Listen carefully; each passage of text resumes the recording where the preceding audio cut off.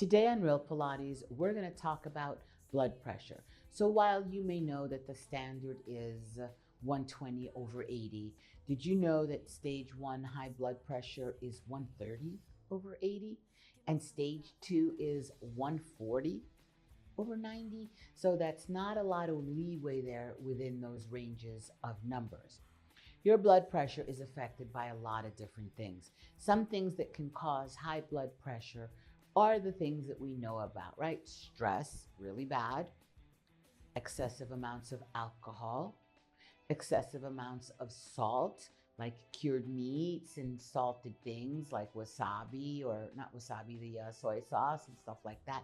Excessive amount of salts can raise your blood pressure even temporarily. Smoking and lack of exercising. Foods that are very high in fatty, bad fat, fried foods and stuff like that also contribute long-term to high blood pressure. But here's something that you may not have realized, that if your heart is weak because you're not conditioning it, that causes your body to release hormones that increase, right? That the hormones that are released, that increase of hormones that are released, specific hormones in the body, tend to narrow the blood vessels because your heart now can't exert as much pressure. So the body says, don't worry, we'll bring in those blood vessels a little bit. And when that narrowing happens, you start to retain more fluid, water, and salt. And that excess fluid and salt from that hormonal change now increases your blood pressure. And that increased blood pressure puts negative stress on the heart. So with as little as 15 minutes a day, you can start to reverse that. Things like parking your car a little further away from where you're going so that you can walk, taking the stairs up as opposed to taking the elevator, as long as it's not like 80 floors, right? Small amounts. Trying to just get little bits of cardiovascular activity in can be especially beneficial. Now, their new craze is the step counter, and while it's all good to try to have a cumulative amount of steps increased, your heart really craves a steady state. So you would think that tennis is an amazing cardiovascular exercise, but it really is not much in the way of heart conditioning and strengthening per se, because you stop, you start, you get the ball, you bend, you zoom. So it's not steady. Going out for a 10, 15-minute walk, that's it. Picking up a nice pace, swinging your arms, pushing off of your feet is more beneficial than a strenuous, short, quick stop, start, so that your heart doesn't have a time to gain muscular, contractual strength. This is Pilates Master Nikki. I hope you're taking care of your heart. I'll see you soon for another layer of Real Pilates. Today on Real Pilates, we're going to talk about gravity and the moon and how it can affect your blood pressure and health. So what causes the tides of the oceans to rise and fall? It's really basically two different forces that are working in balance. And one of those is the gravitational pull that the moon has on water. So we're on a sphere. So let's say side 1, which is the side that the moon is facing, has a strong pull and it pulls the water toward it. That causes the water to surge. But on the other side, which we'll call it phase 2 of the Earth, in that moment has no moon pulling the water, so that water, due to the inertia, recedes, right? Inertia, when you're driving in the car and you suddenly stop and your body keeps traveling, but the car has stopped and you smack, God forbid. So that's inertia. So as the moon is pulling and the Earth is revolving, it creates this inertia gravity flow. And that's what causes the waves of the ocean, the high tides, and all the different kinds of water levels. The sun also has an effect on it, less because the sun is further away and has less pull on the water. But that's the basic gist of how tidal effects are caused by the sun and by the moon. So your blood pressure, as recent studies have found, especially on the new moon and during the full moon, because of the atmospheric pressure that drops and the gravitational pull that increases, it can actually help lower your blood pressure by 5 mm's during those phases. So that doesn't mean you're going to go out and like kill it on the bacon, the salt, and the alcohol on those times. No. They've also discovered some amazing things about training during different phases of the moon that we're going to talk about later on. This is Pilates Master Nikki, and I'll see you in class. Gravity. What really is gravity? So gravity is the force that's exerted by a body or a planet that draws things to the center of it. So on Earth, gravity pulls us to the center of the planet. But gravity has other aspects to it. So we have the gravitational pull of the Earth on us. We also have the gravitational effect of the sun, of the moon on us as we're here that pulls on us as well. But there's the force of the Earth that is spinning, that centrifugal force that supposedly sticks us to the planet. So there is now new science of gravity that has come out. The original theory of gravity by Newton and all of those old scholars has now become challenged. And the National Center of Science Education, and you can Google them, it's NCSE, National Center of Science Education.ngo. They have a different idea. They say that the gravitational force is more like the way that an atom is built, that it has its nucleus and it has the protons and electrons that are rotating against it, and that the nucleus has a positive charge and the electrons have a negative charge. And so that this electrical, one is negative, one is positive. So that this by electrical force, the way that a magnet has its polarities, this is the way that atoms really behave. And we know that everything in the universe is made up of atoms, so they don't adhere to the Newtonian theory of gravity. And they say that there is a charge to the sun and a charge to the planets, and that's what forces that stick, because there's all of the other galaxies out there, and they each have their own positive and negative, and that's what creates the force of gravity. And you're like, Nikki, what do I care about gravity? Gravity is super important. We're going to talk about this in the next class, because the effect that gravity has, not just on the bone, on the muscle, but on something else that's super, super interesting, that's going to freak you out. All I can tell you is keep watching. This is Pilates Master Nikki, and I'll see you soon for another layer of Real Pilates.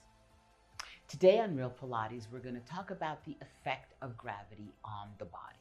So we know that the major force of gravity, as the Earth draws everything to its center, but there's also that centrifugal force. So at microgravity, which is the new word, it's called weightlessness, but they've changed it to microgravity for all of those that have never heard that term. When you're out in space and weightless, if you're up there for 200 days, 250 days, the human body will lose up to 70% of its muscle fiber tone, and especially the slow twitch fiber. The body will convert all the slow twitch into fast twitch due to the weightlessness. How cool is the body? But besides just losing your bone mass and your muscle mass, the more important thing that they've realized, that the people that stay in prolonged microgravity or in space, like the space stations and such, what they lose is motor skills. Yeah. So they've recently discovered that there is an elasticity inside the body that is coming through this centrifugal force, and it affects the cytomic cells, which make up almost the entire body, all the organs and the tissues. And it affects the cells in a negative way, that they slow their regeneration, and it has a huge impact on the cellular level of the body for regeneration. So what does this mean? This means that the spinning has a very positive effect on the body, because the body is designed to move in a series of circles. So while it may seem that my arm is going straight across, it's doing a piece of a circle, an arc, that if you just look at the movement, you go, oh, it's a straight line, but it's not. It's part of a circle. When we do real Pilates, we work in different modalities: easy, hard, moderate, extreme. So we challenge the muscle fibers to keep a balance, always working within different ranges of said arc for each single part of your body: the wrists, the ankles, the elbows, the shoulder, the neck, the spine, the knees, the hips, the ankles, and so on, so that you keep converting your muscle fiber. Circles are super important for the body, as NASA has just discovered, in their attempt to continue to do long-range microgravity projects with the human species. This is Pilates Master Nikki.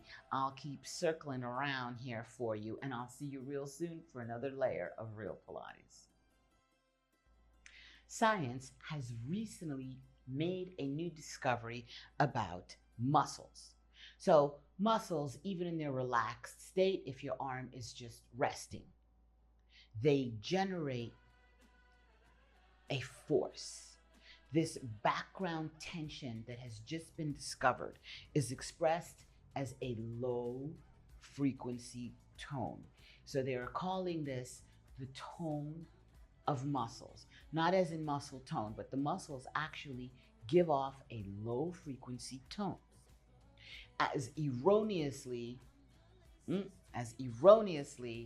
dictated by Gray's Anatomy, where they expressed and denied any existence of tone being emitted from a muscle at its resting state, because the Gray's Anatomy could not detect any tone with their electromyograph.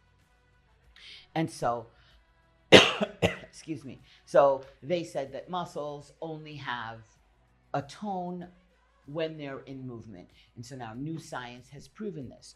And they were trying to discover, like, why is a muscle at rest having a tone to it? Why is it emitting a tone?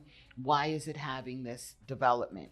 And so that they showed that only living organisms, obviously, show this tone 24 hours a day, 7 days a week. And they discovered it is because the effect of gravity, that gravity is constantly pushing on the muscle even when it's at rest. And this creates a tone. So the gravitational force creates a binding to human and animal muscle tissue. The force that is being applied by gravity, you can almost kind of consider it to be something akin to a contraction where the muscle does not change length. And I talk about this all the time in class. It's an isometric contraction. So if I put my two hands together and push, your muscles don't really change length, but the muscle is contracting. So now science has just discovered, NASA was the one who discovered this, that this is super important. This low-laying tone in the muscle is what really dictates health within the muscle. The more elastic your muscle is, whoa, Pilates makes you elastic, the better this low-key tone of your muscle hums. And that stimulates cellular regeneration. And I know, Joe, you were a genius. Mwah. We love you more than ever. This is Pilates Master Nikki, and I'll see you in class. Today on Real Pilates, we're going to talk about the equator. So that you know that the earth is a sphere. It's not perfectly round because of the gravitational pull. Let's not get crazy. The center of the circle, the equator. That equator, as you know, is 0 on the lines that run around it like this, okay? So those are called latitudinal lines. At 0, gravity is a little bit less than at the top of the Earth or the bottom of the Earth, the North or the South Pole. So if I were to run and jump on a scale at the equator, and then run and jump on a scale at the North Pole, in the equator you would lay a little bit less. 5% less is the judge of that.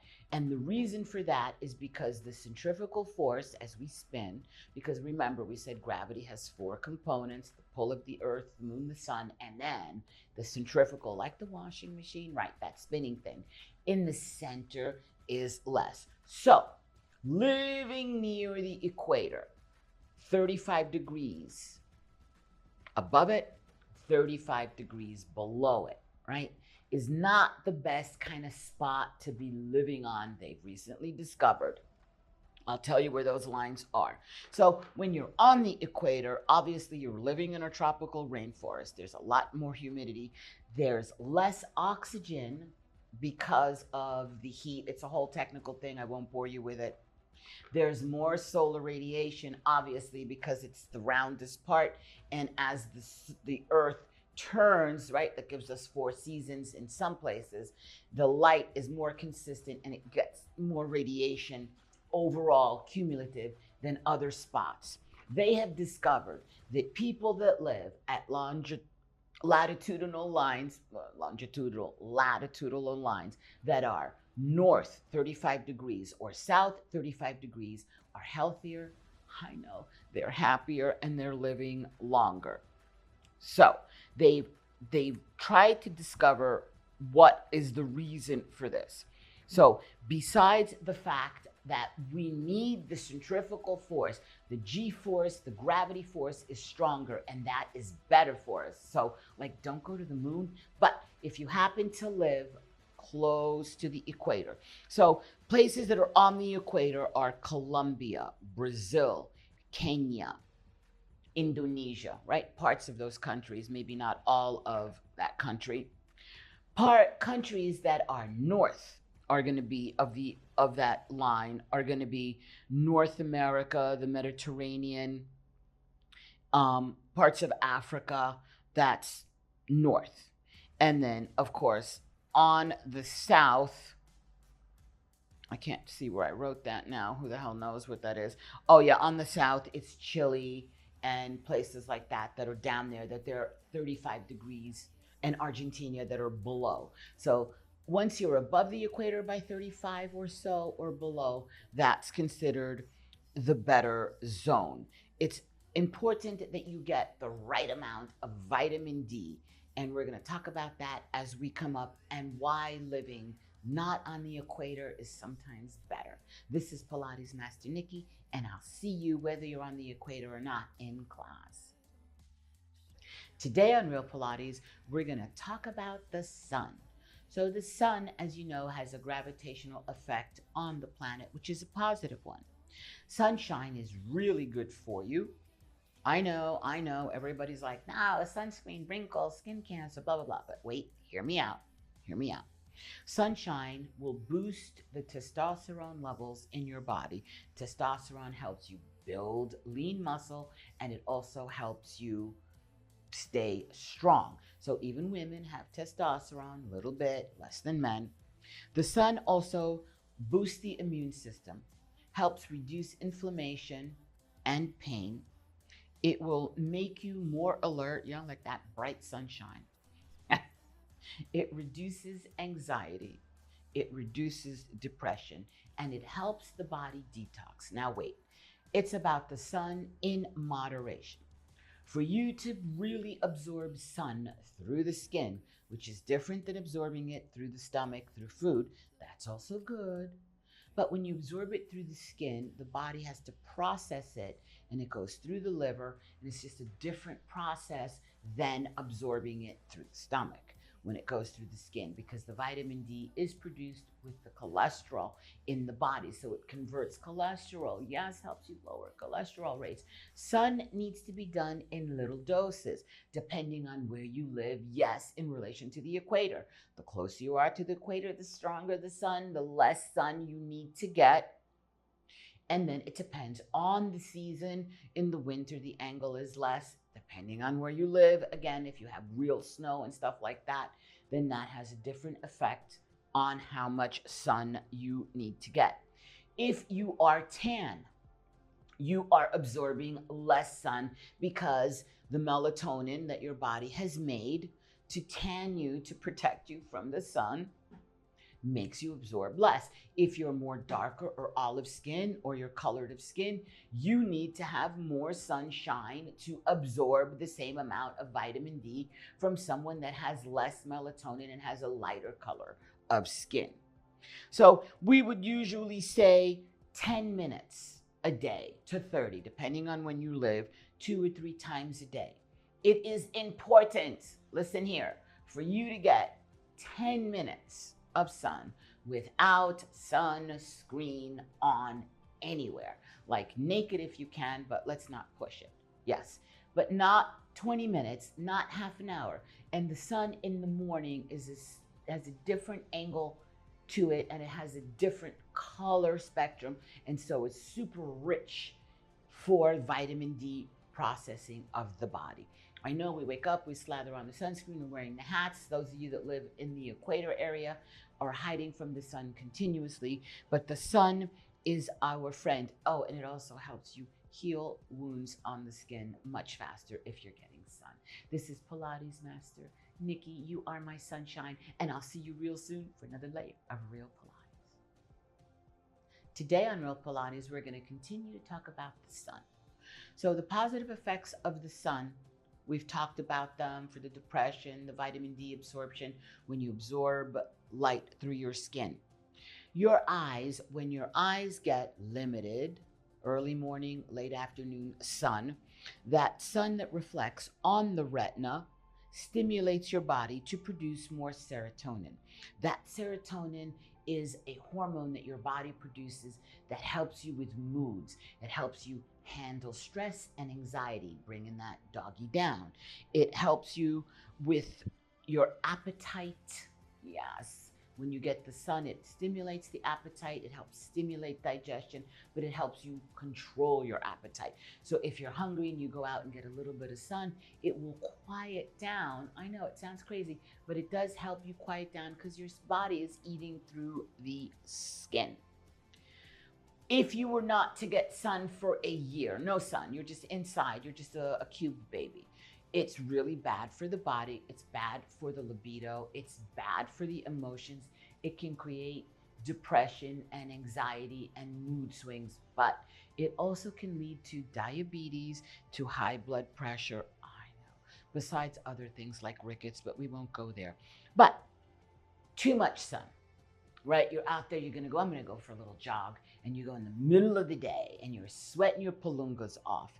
If you're not hydrated, that stresses the heart negatively, and it makes the body work too hard because your body thermodynamically is always trying to cool itself down.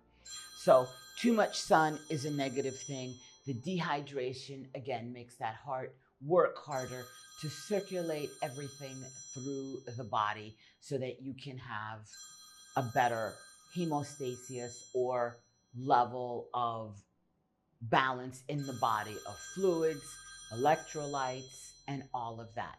So it's the Goldilocks. Too much is not good, but too little is not good. So it's moderation in everything, even moderation, says Buddha. This is Pilates Master Nikki, and I'll see you in class. Today on Real Pilates, we're going to talk about the sun and ways to help you enhance your vitamin D absorption. So things that stop you from absorbing vitamin D from direct sunlight are many, and you wouldn't think maybe these things wouldn't come to you. So one thing that blocks out the UV rays is pollution. Pollution blocks out the natural UV rays. If you're driving in your car and you feel that heat of the sun, you think, well, I'm getting my D. No. Glass, plexiglass, all of that stuff, it reduces the UV rays, and so your body does not absorb enough sunlight to make its own vitamin D. Obviously, if you wear clothing, it blocks the UV absorption, as does sunscreen. So 40 sunscreen blocks out 95%, 50, 98%. So you're not getting enough sunlight to produce your vitamin D. If you are at sea level, believe it or not, you're going to be getting less UV rays as you would to being up in altitude. Anyone that goes skiing, they are always told, wear that sunblock, cover up, because in that high altitude, with the reflection of the snow, you're going to get more sun than you think, even though it's cold. If you have a suntan, that is going to stop the absorption because less UV is going to penetrate you. If you have an olive skin or a darker skin, you're also absorbing less, and so you need more time in the sun. Remember, the vitamin D is good not just for the bones, but it's good for the muscle, it's good for the teeth, it's good for your mood, it's good for depression, it's good for a lot of things. This is Pilates Master Nikki. Stay out of the shade. I'll see you in class. Today on Real Pilates, we're going to talk about microgravity. So that is the new term that we used to call weightlessness. So when the astronauts are in their little space capsules or space stations and they float around, that weightlessness. But they don't like that term. They've X'd it, right? Like Twitter is X, you know what I'm talking about? Now they're calling it microgravity. So gravity extends outward into space. The further away you get from the planet, the less gravity that there is. If I had a man sitting on a giant tower 10 miles up in the air, his gravity, the pull of gravity, would be reduced about 90-95%. But at that same 10 miles up in the air, if I have an astronaut floating in his space capsule, he would be in microgravity, which is a lot less, and he would be floating. Because when you're in your space capsule, you're not getting the centrifugal force that you would be getting if you were sitting on your tower 10 miles up. Now, so that you know, when you're about 4-5 miles up, there's almost no oxygen and like nothing can live that high. Just saying is all, so don't be trying to build a 10-foot tower. Oxygen is a vacuum that constantly is pulling on oxygen. The further away you get from the planet Earth, the more pull that there is on the oxygen. So if you were to just blink yourself out into space, not that I want to, you would be out into space and space would pull the oxygen out of your lungs. It would not be fun. So let's not blink ourselves there. But I want you to get that visual that there's that vacuum in space. However, science has discovered that the stars create oxygen. They have atoms of oxygen that have been discovered near stars and especially near stardust. So the star makes its oxygen and the stardust pulls it in and holds its oxygen. So when you're looking up at night, dreaming on the star, how far you are, it has a little supply of oxygen just in case you need it and you're in space. Go to the star, go to the star. This is Pilates Master Nikki, and I'll see you in class, and you're my star. Today on Real Pilates, we're going to talk about the G-force. No, not the G-spot, the G-force. So G-force is when you have centrifugal pressure, like we have it right now as we're sitting here. That spinning of the earth is a positive G-force. But when you come above 1G, which is about where we're at, maybe a little bit less, that G-force starts to push down on you. So NASA has made a machine that can spin you at like 20 Gs. The pilots that are highly trained can do about 7 Gs, maybe 8 Gs. Now, don't quote me. I'm sure some can do a little less, some can do a little bit more, but so that you get the gist of it. A person that is just regular, if you take them to 3-4 Gs, they're going to start to get sick because that G-force will pull all the blood out of your head and put it into your extremities, and it stresses the heart, giving you that lightheadedness, and it will give you that blackout. And so the people that train for G-force training, this is the part that is interesting, These people are stressing on elasticity of muscle tone to help combat the effects of the G-force. Aha. So you would think, okay, I go up in a plane and I feel them taking off. That's like not even 1.2 Gs. That's nothing. When you get in the elevator and it's just that little jump, yeah, you're not even hitting 1.5 Gs. So just so that you get an idea, some of the rides advertise 2 or 3 G forces. I would never, not for me, but people that love that rush of adrenaline. So little bit of that G force is super good for us. Too much of it is counterproductive. But if you have elasticity in your muscle fiber, it helps you with the G force. Remember, the elasticity has to also be in your lungs because it puts pressure on the lung and it makes it more stressful for breathing. So the people that are doing their training, they're fit as a fiddle. They do lung exercises, which we've talked about. Yeah. And they also do elasticity training with dynamic resistance, which is Pilates. This is Pilates Master Nikki. You're my G-spot baby, and I'll see you in class. Today on Real Pilates, we're going to talk about the effects of gravity on something very important to all of us, fire. Fire is a primitive tool that man has used since the beginning. So you may not think about it, but when there's a fire, you know that little flame shape it makes? The fire pulls all the cold downward and it makes the bottom of the flame wider, and then the heat rises and it tapers that flame. Interesting, right? How gravity has an effect on fire. But the laws of fire are not applicable in the microgravity or weightlessness of space. Because there is no pull, a fire in space, instead of being teardropped, is more round and spherical. And because in space there is limited amounts of oxygen atoms, the fire can travel at a different rate and burn for long periods of time with less oxygen because the fire adapts. Scary. But NASA, in their attempt to try to find things that are less flammable for space, because a fire in space is problematic, they have been able to make what is called cold flame. So cold flame is a fire that burns at such a low degree of heat that you cannot see it with the human eye, and you can barely feel it, although it still eats things up and is destructive. They are trying to simulate this cold fire in a diesel engine for Earth so that we can have a renewable source of energy. And I will give you all the energy you need through real Pilates. But I thought that was fascinating about fire and gravity and space. This is Pilates Master Nikki. You light my fire, and I'll see you in